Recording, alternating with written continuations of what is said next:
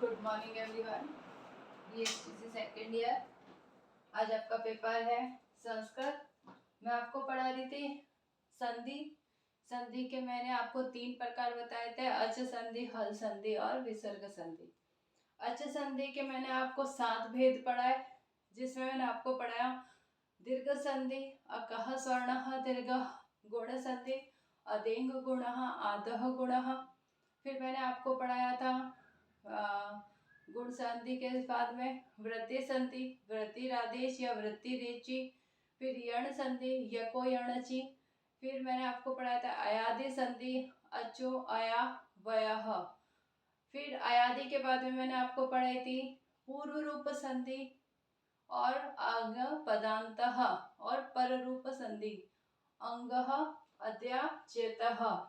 ये इस तरीके से मैंने आपको अच संधि के 7 भेद बताए थे। संस्कृत में हल संधि, अच संधि, जिसको हम हिंदी में कहते हैं स्वर संधि। हिंदी में स्वर संधि के 5 भेद होते हैं, लेकिन संस्कृत में स्वर संधि के 7 भेद होते हैं। और संस्कृत में स्वर संधि को अच संधि कहते हैं। आज मैं आपको पढ़ाऊंगी हल संधि। हल संधि जिसको हिंदी में क्या कहते हैं, व्यंजन संधि।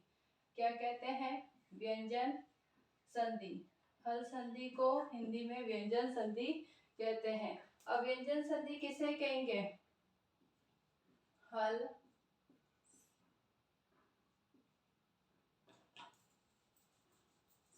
परिभाषा लिखेंगे हम इसकी। परिभाषा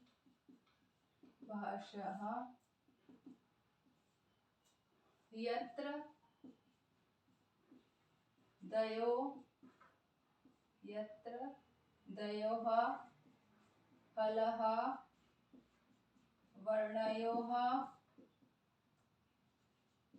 मेलनेन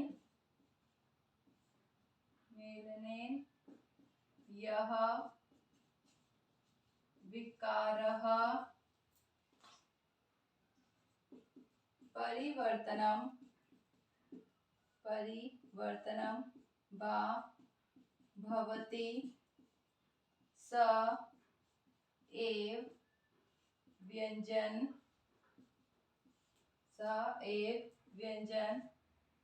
संधि कथ्यते। व्यंजन संधि कथ्यते। व्यंज वर्णाते परे स्वर व्यंजन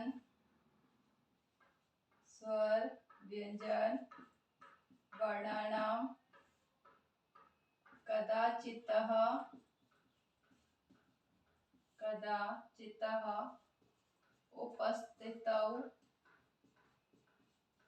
उपस्थितौ अपि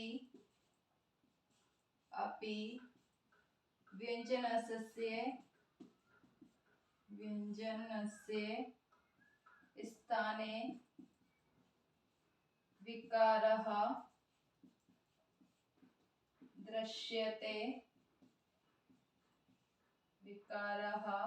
दृश्यते। अत्र तकारस्य स्थाने दकारः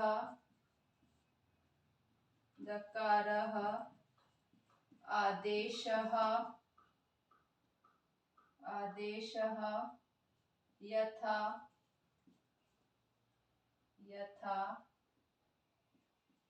जगत धन ईशः जगदीशः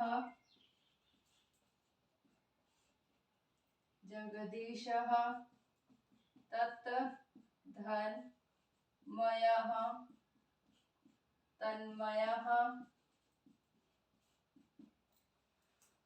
क्या परिभाषा दी है हल संधि की, यत्र दयोः हल वर्णयो मेलने यः विकारः परिवर्तना वा भवति स एव व्यंजनः संधि कथ्यते।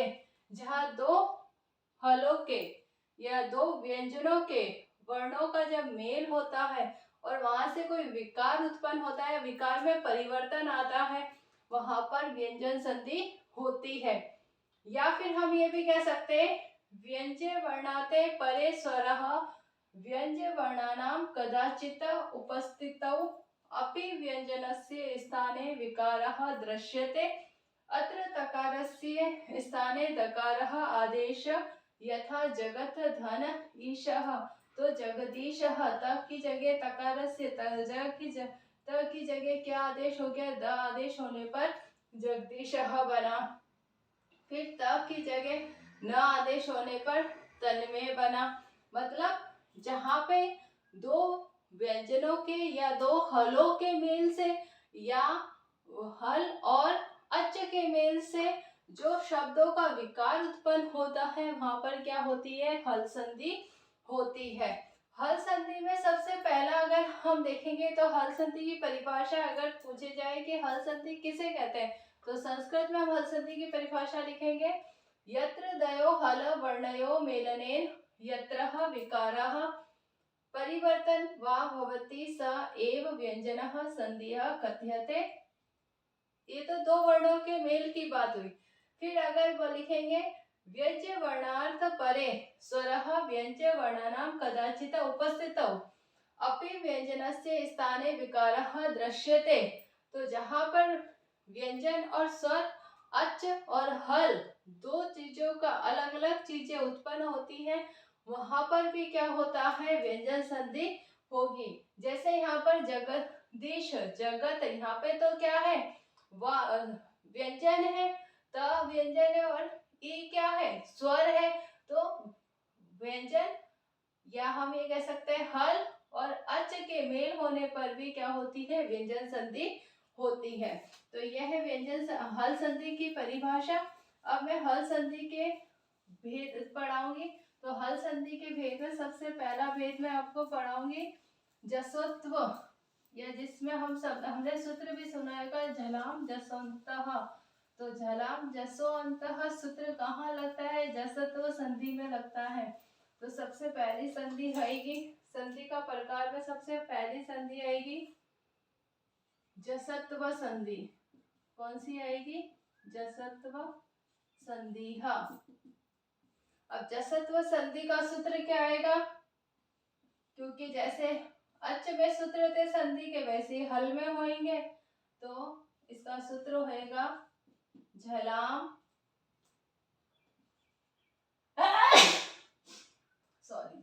झलाम जसो अंते, झलाम जसो अंते, ये सूत्र है संधि का। संधि कौन सी है, जसत्व संधि। संधि का सूत्र है झलाम जसो अंते। अब झलाम जसो अंते में हम लिखेंगे प्रत्येक वर्ग के प्रथम अक्षर, प्रथम अक्षर कौन सा, क च ट त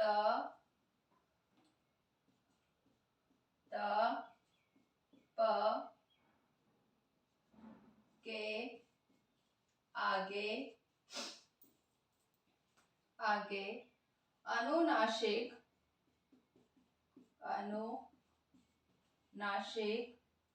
वर्ण हो तथा घोष वर्ण हो तो प्रथम अक्षर के स्थान में तृतीय अक्षर ज ब ग ढ द हो जाता है। क्या हो जाता है, प्रत्येक वर्ग के प्रथम अक्षर, प्रथम अक्षर प्रत्येक वर्ग का कौन सा था? वर्ग समझ, सबसे बड़ी बात है इसको समझना। वर्ग क, तो क ख ग घ अंग्य ह, च च ट त प, ठीक है, सॉरी, फिर आएगा ट ठ ढ ढ न, त थ ध ध न, प फ भ भ म। इस तरीके से क वर्ग, च वर्ग, ट वर्ग, त वर्ग, प वर्ग। मतलब हमने क बोला तो क जो सब क वर्ग बोला, क बोला तो ओनली फॉर क ही रहेगा। लेकिन अगर हमने क वर्ग बोला तो क वर्ग किसको संबोधित करता है? पूरे क वर्ग को, पूरे क ख घ घ घ ह। इस तरीके से क वर्ग जो संबोधित करेगा पूरी लाइन को संबोधित करेगा वर्ण की। च वर्ग जो करेगा च छ झ झ ज्ञ ह, ये पूरे वर्ग को संबोधित करेगा। ट तो ट वर्ग बोला तो ट वर्ग पूरे वर्ग को संबोधित करेगा। जैसे हमने क वर्ग बोला, क वर्ग बोलने पर हम लिखेंगे, क वर्ग बोलते ही जो ये क वर्ग है किस पे लागू हो जाएगा? क ख घ घ अंग्य ह। इस तरीके से ये पूरे उसके ऊपर क्या हो जाएगा? लागू हो जाएगा। कि हमने किसी क के लिए ही नहीं बोला है, क वर्ग बोला है तो हमने इन चारों पांचों के लिए बोला है, ठीक है। तो इस तरीके से ये सभी के लिए आदेश होगा। तो प्रत्येक वर्ग के प्रथम अक्षर कौन सा आएगा? क च ट त प। के आगे अनुनासिक, अनुनासिक किसको बोलते हैं हम? अनुनासिक जो लास्ट के 5 वर्ण आते हैं, हम ये कह सकते हैं अंग्य ज्ञ, फिर न, फिर इस तरीके से जो लास्ट के शब्द आते हैं ना जितने भी, ये सारे क्या होते हैं? अनुनासिक होते हैं। तो इन सबको हम क्या बोलेंगे? अनुनासिक। तो अनुनासिक वर्ण हो तथा घोष वर्ण हो तो प्रथम अक्षर के स्थान पर तृतीय अक्षर ज ब ग ज ब ग ढ ध हो जाता है। क्या हो जाता है? आदेश हो जाता है। जैसे पदांत झल वर्ग का पहला, दूसरा, तीसरा, चौथा वर्ण और श श श ह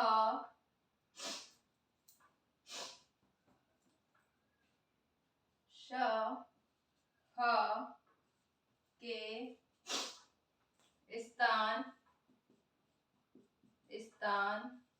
पर जस, देखो अब यहाँ पे देखना, ये झल है, झल के स्थान पे क्या आ जाएगा?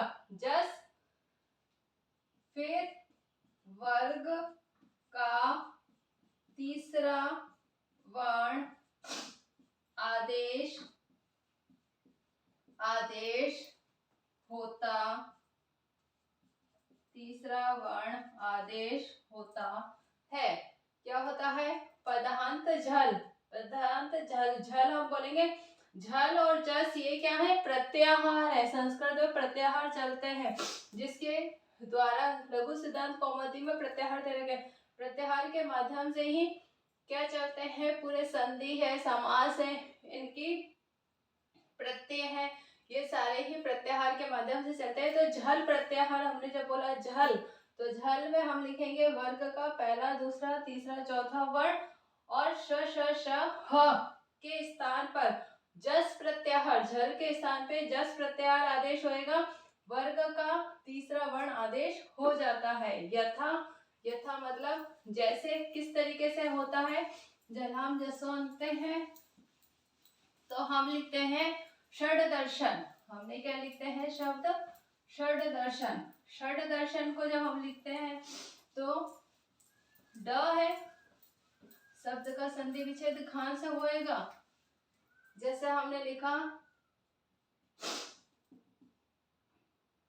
षड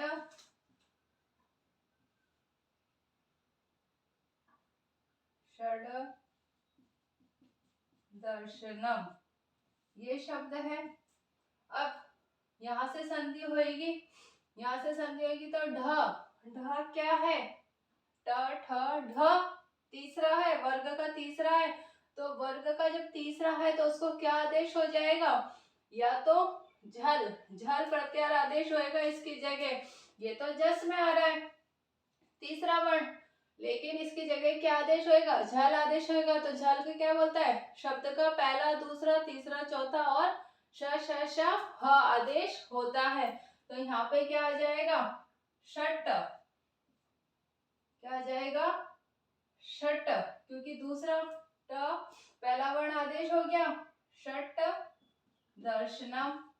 बाकी तो पूरा वैसा का वैसा ही रहा, क्या आदेश हो गया, इस ढ को, षट दर्शनम को षट दर्शनम, ये संधि विच्छेद होएगा।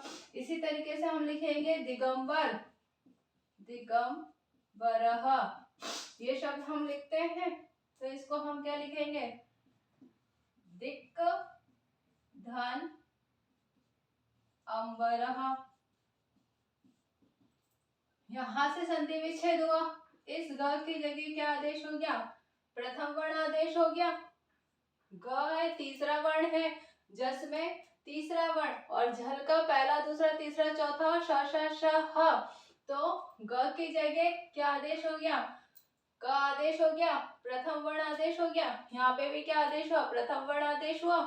ड की जगह, मतलब शब्द में जहां पर तीसरा वर्ण आ रहा है वहां पर झल के अनुसार, झल प्रत्याहार के अनुसार वहां पर क्या आदेश हो जाएगा, वर्ण का प्रथम अक्षर आदेश हो जाएगा। सीधी सी बात यहाँ पर ये बोली गई है। अब आता है कृदंत, शब्द है कृदंत।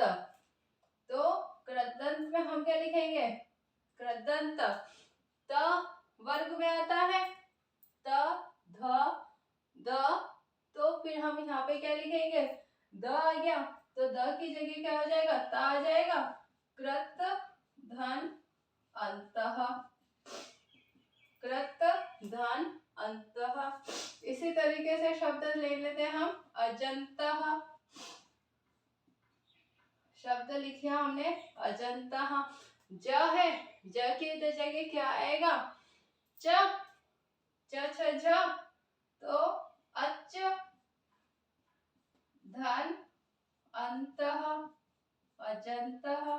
फिर आ जाएगा अबज, अबजः, अबज, ब की जगह क्या हो जाएगा, प फ फ, तो प आ जाएगा। और यहाँ पे हम लिखेंगे अप धन जह, अप धन जह।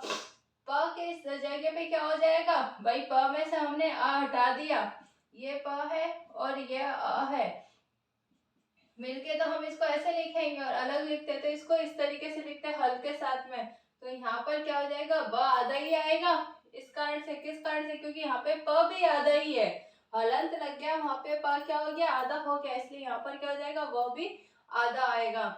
तो इस तरीके से हमने इसको लिखा अप धन जह।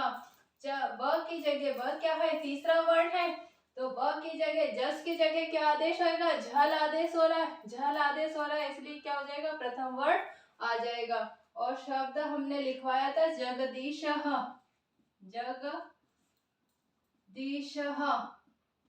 क्या आ जाएगा, जगत धन ईशः। यहाँ पे क्या आ जाएगा, द की जगह त आदेश हो जाएगा, तो क्या आ जाएगा, जगदीशः। तो ये थी हल संधि। हल संधि में पहली थी जसत्व संधि। हल संधि के पहले प्रकार की में थी जसत्व संधि। जसत्व संधि का सूत्र होता है झलाम जसो अंते। झलाम जसो अंते में क्या कराया है कि जो जस होता है, जस का मतलब होता है वर्ग का तीसरा वर्ण, की जगह झल आदेश हो जाता है। झल, झल प्रत्याहार का मतलब होता है वर्ग का पहला, दूसरा, तीसरा, चौथा और श श श ह आदेश होता है। तो जहां पर भी तीसरा वर्ण होगा, जहां पे भी तीसरा वर्ण या तीसरा हल होगा, तो वहां पर क्या हो जाएगा, प्रथम वर्ण आदेश हो जाएगा। ये था जसत्व संधि का उदाहरण और जसत्व संधि, इसके आगे की संधि के भेद, हल संधि के भेद में आपको नेक्स्ट वीडियो में पढ़ाऊंगी। आज का आपका गृह कार्य प्रश्न है, झलाम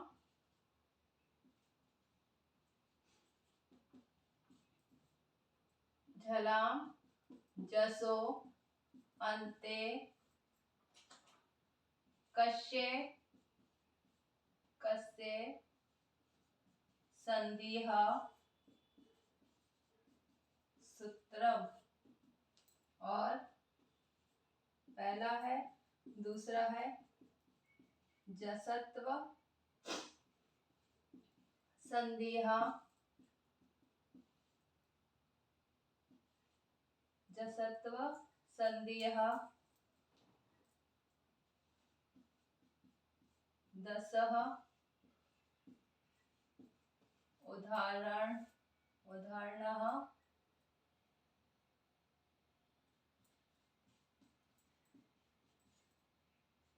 लिखितः। जसत्व संधिः उदाहरणः लिखितः। ये आपके 2 प्रश्न हैं। घर पे रहिए, सुरक्षित रहिए, जब भी घर से बाहर जाए मास्क लगा के जाए और सोशल डिस्टेंसिंग का पालन करें। Thank you.